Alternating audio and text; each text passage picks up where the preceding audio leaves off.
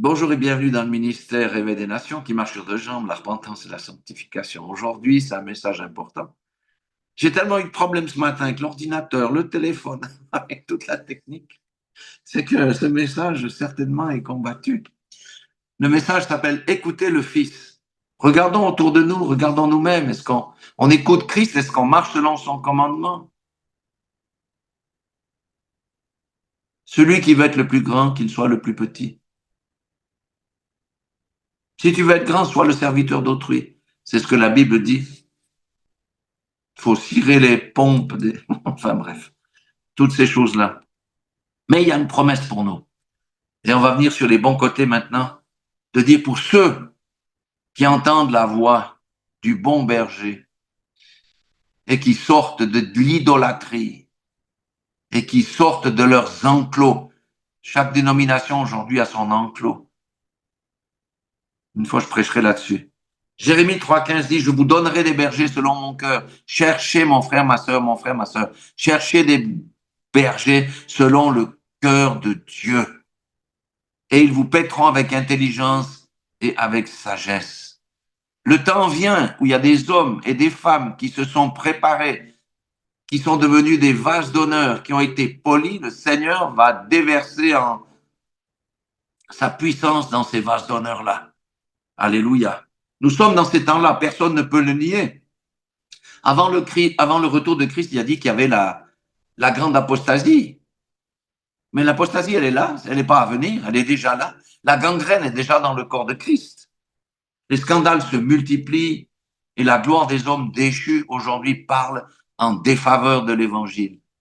Et c'est pour ça que les non-chrétiens disent, ouais, mais quand on voit les scandales qu'il y a dans l'Église, les abus sexuels, les abus financiers, toutes ces choses-là, pourquoi venir dans une église? Vous savez, de la même manière que les tremblements de terre se manifestent avec de plus en plus de régularité et de puissance, les feux aussi, le Canada, ça fait 2 ans qu'il brûle. Pourquoi le Canada a 2 ans qu'il brûle? Parce qu'ils ont rejeté Dieu. Ce sont des apostats complets, comme les Australiens du reste. C'est pour ça qu'il y a beaucoup de jugements qui se manifestent. Mais les tremblements de terre maintenant viennent de plus en plus importants. Les montagnes s'écroulent. En Valais, là d'où je viens, il y a un gros pan de montagne, on a dû évacuer un village. 1500 tonnes de rocs sont déjà tombées et c'est qu'un tiers de la masse. Donc, de la même manière que le Seigneur nous montre dans le naturel un certain nombre de choses, c'est des choses qui se passent d'abord au domaine spirituel. Écoutez bien, le Seigneur va secouer tout l'édifice religieux et ses dogmes et ses traditions pour faire sortir les brebis qui lui appartiennent, comme il secoue également actuellement les nations et renverse les pouvoirs établis. Je répète, de la même manière que les tremblements de terre ou les autres jugements de Dieu se manifestent avec plus de régularité et de puissance, le Seigneur va secouer tout l'édifice religieux avec ses dogmes et ses traditions pour faire sortir les brebis qui lui appartiennent, comme il secoue également actuellement les nations et renverse les pouvoirs établis. Vous savez en 2000, sauf erreur, le pape Jean-Paul II, je peux parler de ça avec assurance, parce que mon cousin était un cardinal à Rome, un ami intime de Jean-Paul II. Toutes les religions ont été convoquées par Jean-Paul II pour faire le train de la paix qui devait aller de Rome à Assise. Saint-François d'Assise, peut-être ça parle à quelqu'un, il y a une cathédrale là-bas. Il y avait le Dalai Lama, envoyé ses représentants. Il y avait les représentants des taoïstes, des hindouistes. Il y avait les représentants des baptistes, des pentecôtistes, et tout ce que vous trouvez comme religion. Il y avait plus de 2000 personnes ont fait le voyage avec Jean-Paul II. Et comment Dieu a réagi à ça? En arrivant à Assise, il a envoyé un tremblement de terre et la cathédrale, il y a eu une fente dans la cathédrale. On oublie les choses. Dernièrement, il y a même la foudre qui est tombée sur le Vatican. Je ne sais plus à quelle occasion.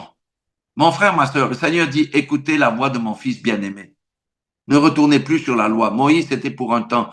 Il a envoyé mon fils, écoutez ma voix et suivez sa voix. Si vous devez être rejeté dans une église parce que vous prêchez la vérité, fuyez. C'est tout. C'est pas grave.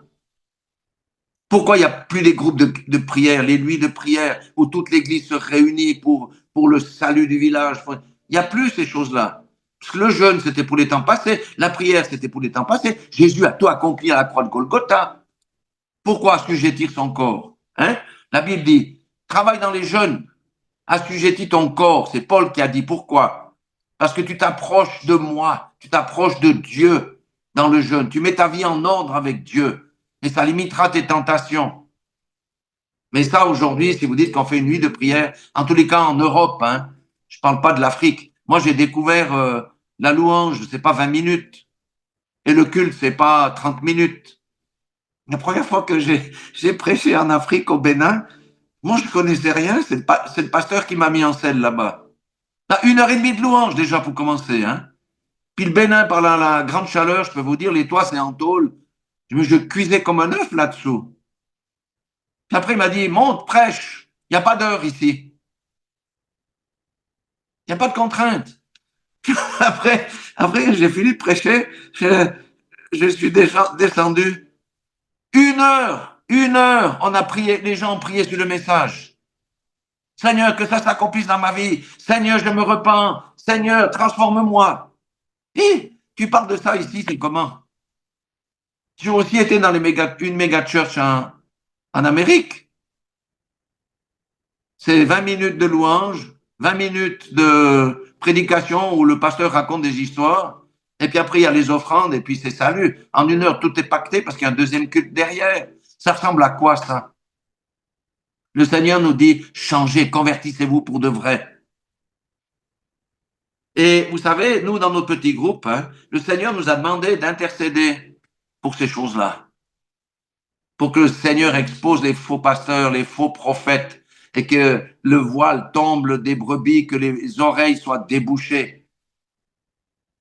Et il nous a demandé de faire ça. Ça fait maintenant pas mal de temps qu'on fait ces choses-là. Et le Seigneur nous bénit, il nous fait avoir des rencontres divines. Il y a des délivrances. Pourquoi? Parce que nous sommes obéissants. Et c'est lui qui met en place les contacts divins. On n'a pas besoin d'aller sur un réseau pour avoir des contacts. Dieu fait des choses absolument incroyables. Et il nous envoie prêcher pourquoi?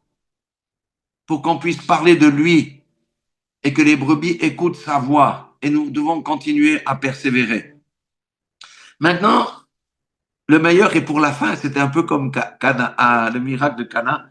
Ils ont bu le vin ordinaire avant et le meilleur du vin est venu à la fin. J'aimerais la bonne nouvelle pour nous. Oh, c'est Romains 8, 17 à 21. C'est quelque chose de fantastique. Romains 8, 17. Il faut qu'on intègre ça, qu'on mange ça, jusqu'à ce que ça percute notre cœur, notre esprit. Romains 8, 17 nous dit ceci. Or, si nous sommes enfants, nous sommes aussi héritiers. Enfants de Dieu, hein? Héritiers de Dieu et co-héritiers de Christ. Pourquoi il nous dit co-héritier avec de Christ? Parce que Christ est le premier d'entre les frères. Alléluia. Mais écoutez maintenant la partie du verset ici que personne ne veut prêcher. Si toutefois nous souffrons avec lui, afin d'être glorifiés avec lui. La Bible dit que nous entrons dans le royaume par beaucoup de tribulations. Alléluia, mais Dieu est avec nous.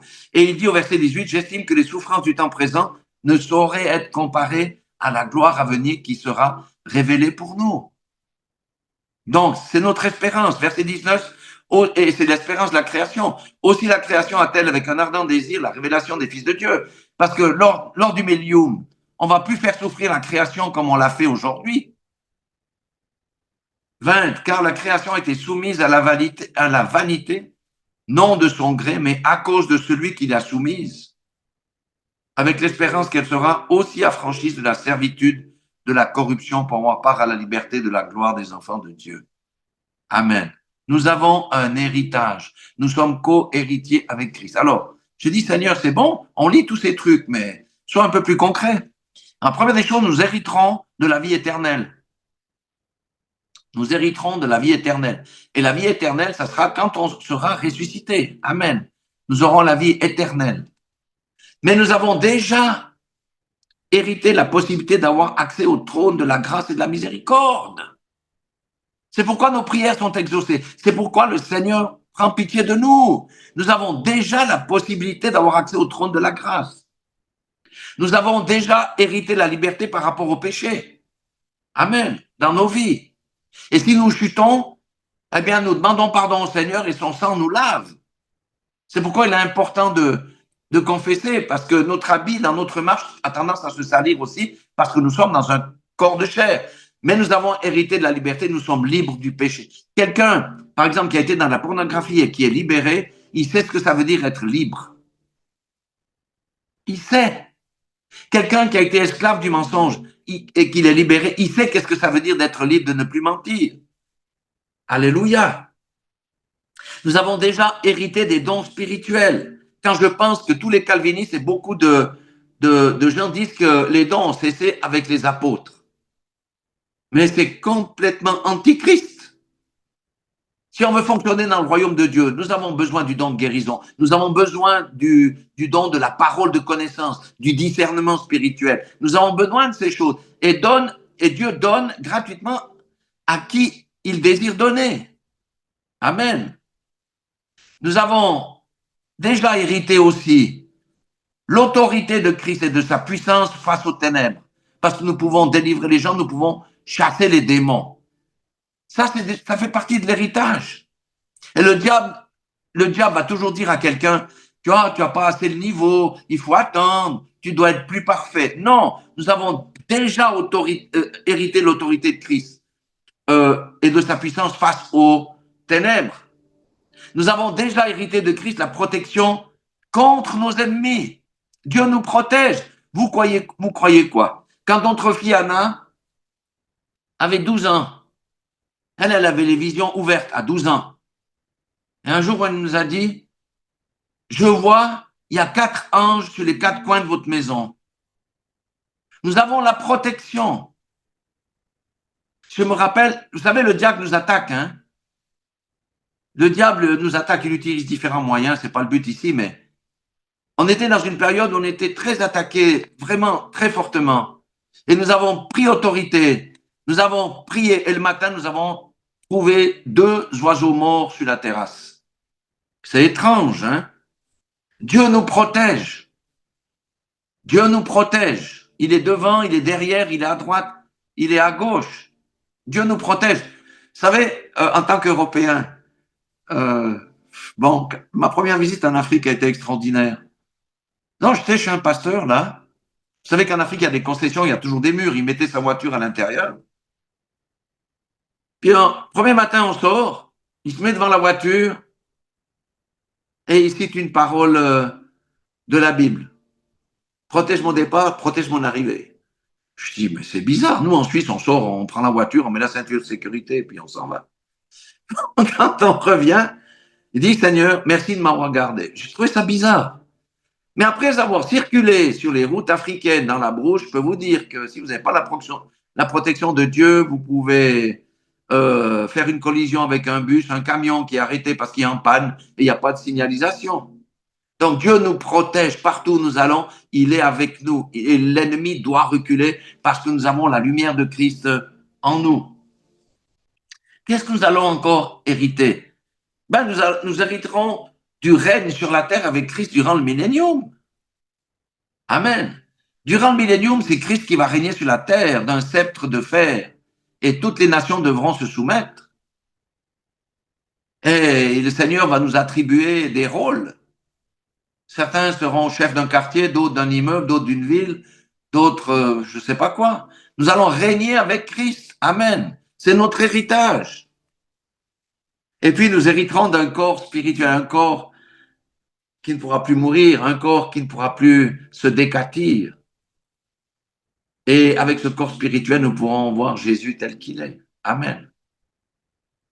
Aujourd'hui, c'est notre esprit qui est vivant. Notre corps, nous savons que nous commençons à mourir dès qu'on vient sur la terre. Ça, c'est une réalité.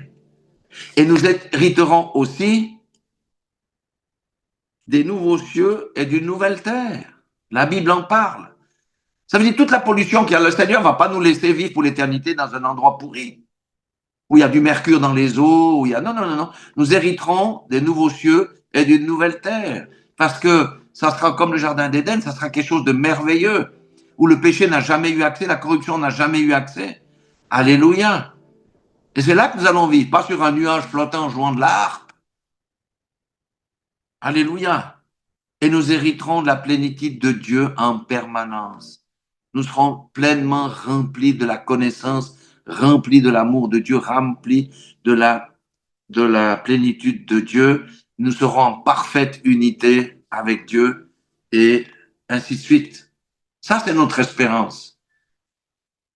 Et alors, ma conclusion est la suivante. Le thème, c'est écoutez-le. Nous avons vu que Moïse est venu apporter la loi, mais Christ est venu apporter la vérité et la grâce. Il y a un changement de dispensation. Lors de la transfiguration, c'est les paroles qui sont sorties de la bouche de Dieu. Écoutez-le. Écoutez mon fils. Ça veut dire n'écoutez plus la loi, ne retournez plus sur la loi. C'est une nouvelle création que j'envoie faire par le travers de mon fils. C'est la création de l'homme nouveau. Amen. Donc sans Jésus-Christ, nous serions dans un monde sans espoir, condamnés juste à vivre dans la souffrance, l'injustice, l'oppression. Il y a des savants, des gens, des historiens qui ont fait une étude en disant depuis que la Terre existe, depuis ce qu'on connaît, hein, il y a eu sur... on a plus de 5000 ans, hein, je ne sais plus combien, j'ai plus les chiffres en tête. Il n'y a eu que 323 ans de paix, on va dire, sur la Terre. Tout le reste, c'est des guerres. L'Europe, nous, on a la paix là, mais l'Europe est un terrain de guerre extraordinaire. On a eu plein de guerres en Europe. Aujourd'hui, vous regardez, la guerre est à nos portes. Si ce n'est pas la guerre physique, c'est la guerre financière, la guerre économique. Il y a tout ça. Ça flambe de tous les côtés. Et le riche, les élites oppressent toujours le pauvre. Donc nous vivons dans un monde d'injustice. Les juges sont corrompus bien souvent. Pas partout, mais bien souvent, il y a des juges qui sont corrompus. Nous vivons dans l'oppression du diable. Sans Jésus-Christ, nous serions condamnés à rester sous l'empire d'un maître cruel, qui est le diable. Lui ne cherche qu'à voler, à dérober et à détruire. Voler votre joie, voler vos biens, détruire votre foyer. C'est ça le but du diable. Sans Jésus-Christ, on fait quoi? Regardez, moi je regarde autour de moi, les gens ont la trouille aujourd'hui. Si vous allez suivre les journaux, il y a beaucoup d'inquiétudes. Les gens font la méthode Coué, hein, la méthode Coué qui consiste à dire ça n'arrivera pas, ça n'arrivera pas, oui, ça va s'améliorer. Aujourd'hui, ça ne va pas s'améliorer. C'est la chute vertigineuse de toutes les nations. Sans Jésus-Christ, nous serions condamnés à vivre une vie qui n'a pas de sens, en attendant une mort certaine, avec une grande angoisse, car nos consciences nous accusent. C'est triste. Regardez combien de ceux qui partent tranquillement, puis combien de ceux sont dans la terreur de voir arriver la mort. Pourquoi? Parce qu'ils savent. Et Jésus, c'est le seul chemin qui nous donne au Père, c'est le seul chemin pour avoir le pardon de nos péchés et la vie éternelle. Mes frères, mes sœurs, nous sommes les ambassadeurs et les ambassadrices de Christ. On ne va pas écouter le diable qui dit tu n'es rien. Tu n'es rien. Le Seigneur nous dit vous êtes mes ambassadeurs, mes ambassadrices. Le temps est venu de faire connaître la bonne nouvelle, ces bonnes nouvelles dont on a parlé, et de faire connaître au monde Jésus-Christ, le Messie crucifié, mort et ressuscité pour nous racheter. C'est le message de la croix qui doit revenir dans nos églises. C'est pas le message de la prospérité, c'est pas le message de la facilité, c'est pas le message de vie ta vie, c'est pas ce message-là, c'est le message de la croix. Et Jésus a été crucifié pour nous libérer de l'emprise du péché, pour que nous puissions entrer dans sa paix, entrer dans sa joie, entrer dans le royaume. Comme dit la Bible, le royaume n'est pas quelque chose de spectaculaire, le royaume est à l'intérieur. C'est pourquoi Dieu va secouer, nous sommes dans les temps où il va secouer, comme les tremblements de terre, secoue la terre, il va secouer tout le monde religieux. Toutes ces lézardes théologiques, ces doctrines de démons qui sont dans l'Église, et il va faire sortir en masse ceux qui écouteront sa voix. C'est pourquoi le message de Dieu aujourd'hui, c'est écouter sa voix. Chacun de nous peut entendre la voix de Dieu. Certains ont entendu plusieurs fois la voix audible de Dieu, mais Dieu nous parle au travers de notre esprit, il nous parle au travers de la parole. Pourquoi des fois on lit des versets qu'on a lus 20 fois, ça n'a jamais rien fait, puis une fois ça nous fait tic dans le cœur? Dieu nous parle. Et même des fois, il nous parle par la conviction. Je me rappelle, une fois, j'ai un été, pour vous dire qu'il est bon d'écouter la voix de Dieu. Moi, je suis blond, hein, je vis en Suisse. Quand je vais à la montagne, je brûle si je mets pas de la crème. Donc, j'étais embardouflé de crème partout. Hein, je suis parti avec mon chapeau de montagne. J'avais mes shorts de montagne avec mes bas de montagne, puis les gros souliers. Puis voilà, je suis dans la voiture. Puis je dis, ah ben Seigneur, où veux-tu que j'aille? En pensant, il va me dire, va plutôt sur telle montagne ou ailleurs. J'entends le mot Montreux. Et Montreux, c'est au bord du lac. C'est un endroit touristique. Je dis, bon, alors je vais à Montreux. Bon, je vais à Montreux. Je parque ma voiture, je vais au bord du lac. Vous imaginez, en plein été où il fait chaud, un type couvert de peinture, vous savez, les 50 degrés de protection, c'est blanc. Hein, voilà. J'avais un chapeau, j'avais des gros souliers de montagne avec des balles jusqu'aux genoux. Les gens disaient, mais celui-ci, il est cinglé, qu'est-ce qu'il vient faire ici? Je dis, bon, Seigneur, moi, tu m'as dit de venir ici. Alors, je me suis appuyé sur la balustrade. Après, je suis monté un peu. Et puis là, j'ai vu un frère, un frère qui m'énervait. Parce que tu lui proposes de venir au secours de ses problèmes. Bref, oh non, non, non, je crois pas à la délivrance, je crois pas à si, je crois pas à ça. Puis le Seigneur me dit, c'est pour lui que tu es venu. Je veux que tu pries pour lui. Bon, j'ai quand même continué plus loin. Puis après, je suis revenu en arrière, 30 mètres plus bas. Je me suis adossé à la balustrade. J'ai dit, Seigneur, si c'est toi, ben, qui se lève et qui vienne vers moi. J'ai pas fini ma phrase, le gars s'est levé.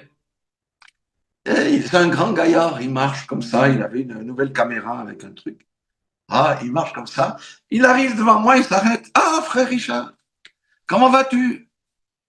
Je dis, ah, il était venu tester sa nouvelle caméra. Enfin bref, c'est un gars qui est dans l'informatique. Je dis, je vais bien et toi? Il me dit, ah, bah, il faudrait que tu pries pour moi, tu sais, avec mon diabète. Alors déjà, on n'appelle pas sa maladie mon, hein, donc ça devient un ami.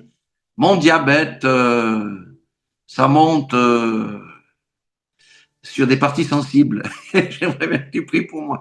Donc j'ai prié pour lui. Après, il est parti. Puis moi, je suis parti à la montagne après. Donc, vous voyez, Dieu nous parle. On doit être sensible à sa voix. On doit... Des fois, il nous dit, fais pas ça. Mais qu'est-ce qu'on fait? On fait quand même. Et puis après, on est dans la mistoufle. Donc, écoutez-le. Et on peut écouter Jésus. Hein, Jésus nous a envoyé le Saint-Esprit, son esprit, hein, l'esprit de Jésus, pour que nous l'écoutions. Mais pour le savoir ce qu'on doit faire, il faut lire la parole. Parce que quand on lit la parole, il y a des choses qui nous concernent, qu'on doit lâcher. Il y a des choses dans lesquelles on doit entrer. Mais si on ne lit pas la parole, on va à l'église, on est bien calé là. Mais ça ne suffit pas. Parce que Dieu est un Dieu de relation. Alléluia. Donc, écoutons-le et redéveloppons une communion intime avec le Saint-Esprit, l'Esprit de Jésus. Redéveloppons une communion intime par la méditation, par la prière. Les jeûnes, comme j'ai dit en Europe, on ne veut pas entendre parler de jeûne. Mais quand on jeûne, c'est pas forcément pour obtenir des choses, c'est pour que le Seigneur nous révèle ce qu'on doit mettre en ordre dans nos vies. Le Seigneur nous parle. Et il va nous donner des songes. Et on reconnaît un songe spirituel d'un autre songe. Et lorsque le Seigneur me montre une personne, il ne faut pas aller courir sur la personne, il faut prier pour la personne. Donc le Seigneur cherche ces brebis pour qu'elles sortent de la religion, pour entrer dans la relation, qu'elles écoutent la voix du Seigneur et se conforment à sa parole. Parce que le Seigneur veut des vases polis, bien purs pour déverser sa puissance, parce que le monde a besoin de voir la puissance de Dieu. Pourquoi, comme je l'ai dit, pourquoi Jean a écrit l'épître, où il a beaucoup parlé des miracles du Seigneur et de toutes ces choses miraculeuses qu'il a faites, afin que les Juifs croient qu'il était le Fils de Dieu. Alléluia. Le monde a besoin de voir, pas uniquement d'entendre. Il doit voir concrètement. Alléluia. Voilà. Soyez tous bénis. Vraiment, moi, ce message-là, j'ai eu beaucoup de problèmes aujourd'hui avec l'ordinateur, avec les connexions et tout ça. Ce message-là m'a ébranlé, mais je crois que le Seigneur est à l'œuvre et il nous invite à persévérer. Voilà, soyez tous bénis dans le nom puissant de Jésus-Christ.